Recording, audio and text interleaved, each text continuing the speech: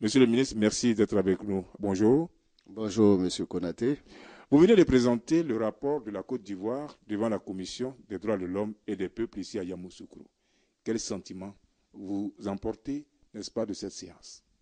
Bien, merci, Monsieur Konaté. Pour notre part, c'est un sentiment de satisfaction, satisfaction de la mission accomplie. Vous savez que la Commission, vous avez entendu les commissaires le dire, attendait depuis longtemps que la Côte d'Ivoire, qui est un pays phare de la sous-région, se mette en règle vis-à-vis d'elle par la production de rapports que lui impose l'engagement à la Charte africaine des droits de l'homme et des peuples ratifié par notre pays déjà depuis 1992. Et vous avez aussi entendu que la Côte d'Ivoire est désormais au nombre des 8 pays qui sont en règle vis-à-vis de la Commission africaine en matière de production de rapports en Côte d'Ivoire. C'est donc une satisfaction parce que nous ne sommes pas le premier ministre des droits de l'homme en Côte d'Ivoire. C'est un ministère qui a toujours existé sous la forme autonome ou en appendice à celui de la justice, mais il reste que jusqu'alors aucun rapport n'avait été produit, de sorte que nous pouvons dire satisfaction pour le travail accompli. Est-ce que ça a été facile, l'élaboration de ce rapport? Non, pas du tout, parce que, évidemment, comme je le disais tantôt, il n'y en avait jamais eu avant, de sorte que nous n'avions pas une véritable boussole. C'est un travail théorique que nous avons fait sur la base des recommandations de rédaction. Nous sommes attelés à le faire. Eh bien, naturellement, les ministères et institutions qui devaient nous fournir des informations, n'ayant pas l'habitude d'une telle pratique, n'ont pas toujours été à la hauteur de nos attentes. Ce qui nous a contraints à fouiner nous-mêmes à gauche, à droite, pour compiler les informations. Et c'est aussi la raison pour laquelle, il n'y a pas si longtemps, nous nous sommes attelés à former les points focaux des ministères et institutions pour qu'ils sachent avec une idée claire qu'est-ce qu'on attend d'eux pour l'avenir. On a vu comment est-ce que vous avez présenté ce rapport et le lendemain, vous êtes venu parce qu'il y avait beaucoup de préoccupations à prendre en compte. Quelle appréciation faites-vous du niveau des échanges qu'il y a eu au cours donc de ce débat? Écoutez, vous savez que le principe de l'action au niveau le principe de la commission, c'est le dialogue. Et ils ont besoin, les commissaires, d'avoir des informations précises sur certains domaines. Et comme nous avions à la fois un rapport initial et cumulé, donc 2 rapports au minimum en un, puisqu'il fallait en produire depuis plusieurs années déjà, il y a naturellement les bases de données qu'il fallait que les commissaires aient pour bien apprécier les efforts qui ont été accomplis entre le début de notre engagement et aujourd'hui. Nous avons donc eu à répondre à quelques préoccupations de détail ce matin. Je pense que vous avez dû également les suivre toute la nuit durant. Nous sommes attelés à rassembler ces informations. Évidemment, l'essence de l'exercice, c'était quand même qu'ils sachent les commissaires, qu'il y a en Côte d'Ivoire une véritable vision en matière des droits de l'homme.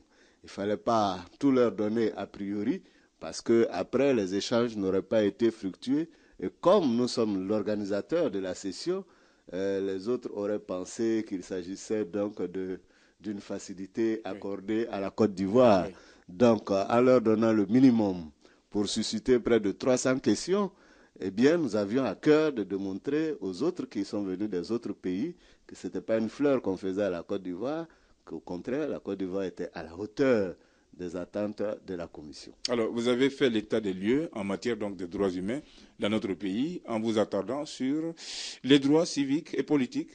On le sait, la crise à laquelle la Côte d'Ivoire a été confrontée a duré un certain moment et la question et le volet identitaire constituent l'une des raisons fondamentales, n'est-ce pas, de la crise en Côte d'Ivoire. Pensez-vous l'avoir bien expliqué ou suffisamment expliqué au cours donc de cette rencontre? Bien, plus que les causes de la crise qui me semble-t-il sont bien connues des commissaires, ce n'est pas la première fois que nous nous verrions. D'ailleurs, nous étions à Banjul l'année dernière à la même période pour expliquer la situation de la Côte d'Ivoire. Nous avions longuement insisté sur les causes. Aujourd'hui, il était plus question de montrer l'évolution qu'il y a eu entre cette date, il y a un an déjà donc, et aujourd'hui. Parce que beaucoup de questions se posaient, on sortait de graves violations. Les commissaires se demandaient si la Côte d'Ivoire sera en mesure de redevenir un pays de droit, un pays où les droits de l'homme sont au minimum respectés.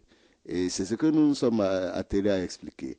Par contre, sur l'aspect réconciliation, comme vous avez vu, nous avons également interrogé sur la stratégie de la commission de dialogue vérité et réconciliation. Là, il était utile d'indiquer que l'origine de notre cause, de notre crise étant lointaine, profonde, il fallait que la Côte d'Ivoire se donne le temps de parvenir à une véritable réconciliation en donnant autant le temps qu'il faut pour pouvoir cerner tout le contour de la question. Nous leur avons expliqué que la crise ivoirienne date justement des années 94, la crise identitaire, et que ce n'est pas seulement l'aspect visible de la période de crise post-électorale qu'il faut considérer comme la crise ivoirienne, de sorte que le traitement de cette crise-là, la réconciliation souhaitée, doit exiger de nous beaucoup d'efforts parce que plus la crise est vieille, plus la crise est profonde, plus sa résolution demande du temps. Voilà.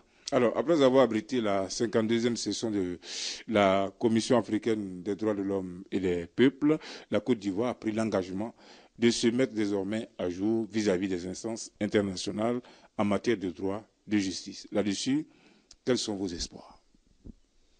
Écoutez, c'est généralement l'ignorance des informations relatives de la situation d'un pays, l'ignorance de la situation d'un pays qui entraîne les appréciations erronées que nous entendons ça et là.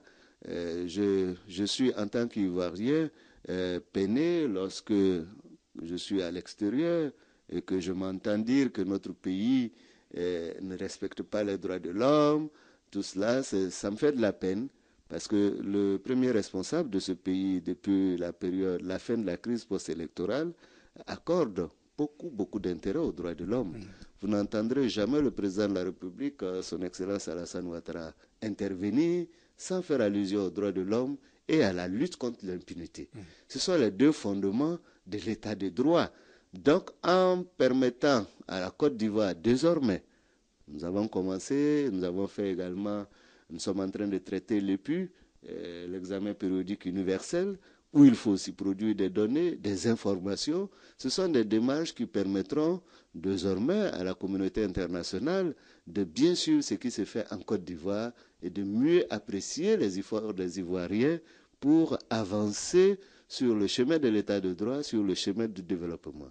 En promettant à la Côte d'Ivoire que nous serons un pays émergent d'ici l'horizon 2020, le président de la République a pris lui-même l'engagement de faire en sorte que nous soyons dans les normes vis-à-vis de tous nos engagements internationaux. C'est un pan important de nos attributions au ministère des droits de l'homme et nous nous attelons à produire les rapports qu'il faut à toutes les occasions et nous espérons que dans les temps à venir, nous serons tout à fait en règle avec tous nos engagements sur le plan international. C'est un grand défi. Oui, c'est un grand défi. Nous comptons sur, bien sûr, l'appui du gouvernement.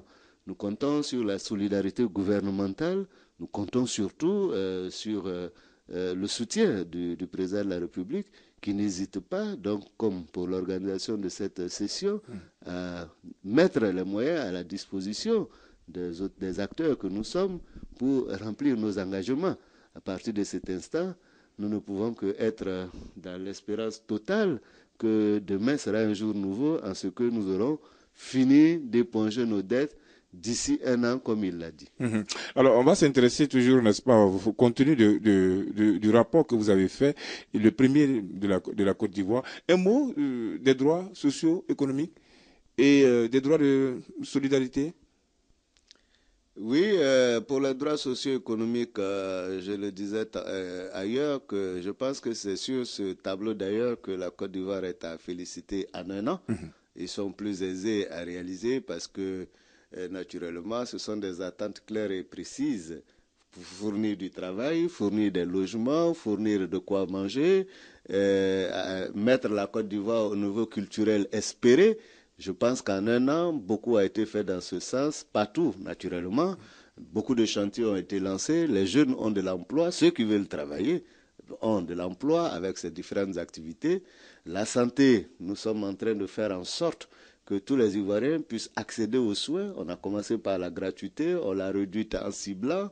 On travaille sur l'amélioration des infrastructures.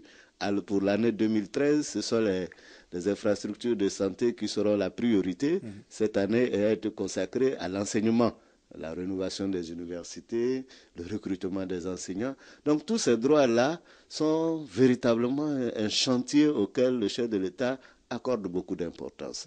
Pour le droit à la solidarité, nous y avons travaillé cette année avec le réaménagement des instances de prévoyance sociale, la CGRAE, la Caisse de prévoyance sociale, la CNPS. Toutes ces instances ont été revues pour être adaptées à la situation de la Côte d'Ivoire avec le prolongement de l'âge de la retraite. Donc des mesures ont été prises, effectivement, pour rendre la solidarité plus accessible au grand nombre des Ivoiriens. Certainement, il y a encore à faire, je le conçois, je le concède, par rapport surtout aux handicapés, aux personnes âgées. Notre pays n'a pas encore d'infrastructure étatique pour la prise en charge des personnes âgées. C'était souhait en tant que droit de la solidarité. Pour les handicapés, comme nous l'avons indiqué, l'incorporation systématique dans l'administration et la politique de la prise en charge dans les instituts techniques spécialisés est un effort, mais ça reste insuffisant parce que les locaux ne sont pas suffisants pour prendre en compte tous ceux qui ont vraiment besoin de cet esprit de solidarité. Je pense que le ministère en charge de la question travaille dans l'effet de produire les résultats escomptés par la politique que le président de la République a envisagé pour les Ivoiriens. On attendait beaucoup les ONG, n'est-ce pas, au cours donc de cette 52e session ordinaire de la Commission africaine des droits de l'homme et des peuples. Un mot sur le rôle, justement, des ONG et associations de défense des droits de l'homme, dans la défense, n'est-ce pas, de ce que vous avez en commun dans notre pays et votre collaboration, monsieur le ministre. Oui, les ONG ont eu à jouer leur partition à l'entame de la session. Les ONG interviennent dans un forum qui précède l'ouverture de la session, donc pendant 3 jours, toutes les ONG concernées par les questions de droits de l'homme en Afrique et avec des délégations venant d'ailleurs en Europe ont échangé, ont mis ensemble leur expérience et ont jugé la commission, parce que c'était pour les 25 ans, l'objectif majeur, donc juger, apprécier, faire le bilan. Donc les ONG ont travaillé. À côté de cela, nous avions à cœur d'organiser cette session parce que nous comptons énormément sur les ONG pour faire le travail sur le terrain. Et si vous voulez compter sur quelqu'un pour qu'il vous donne satisfaction, il faut que vous lui donniez les moyens de sa formation, les moyens de son action. Nous savons que les ONG en Côte d'Ivoire ne sont pas fortunées et n'ont pas toujours l'opportunité d'aller à l'extérieur pour assister à de tels sommets entre organisations non gouvernementales. C'est pourquoi nous avons voulu que cette session se tienne aussi en Côte d'Ivoire pour que nos ONG, dans un effort moindre, puissent se confronter aux autres, échanger les expériences, comprendre leur mission et savoir ce que nous attendons de ces organisations. Je pense qu'à ce niveau-là, vous avez dû rencontrer dans la salle tous les présidents significatifs d'ONG significatifs en matière de droits de l'homme. Si ça se passait en Sierra Leone ou à l'île Maurice, il est clair que tous n'auraient pas pu participer. Ça aurait été difficile. Donc là, ça aurait été difficile. Nous pensons que les ONG, ce sont nos partenaires et nous le démontrons chaque fois que nous avons l'opportunité dans l'élaboration de nos textes, dans l'organisation de nos activités. Les ONG sont toujours présentes. Nous avons souhaité dès le début avoir avec elles une participation, disons un partenariat, mais pas une complaisance.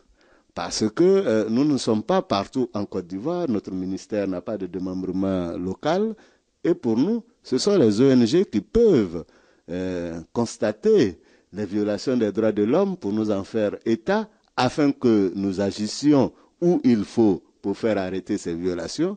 Ce sont les ONG également qui peuvent nous aider dans la sensibilisation, dans la formation des différentes couches sociales. Et elles le font très bien en Côte d'Ivoire avec les modestes moyens qui sont les leurs. C'est le lieu de les saluer, de les remercier pour leur implication dans ce combat qui est un combat de longue haleine.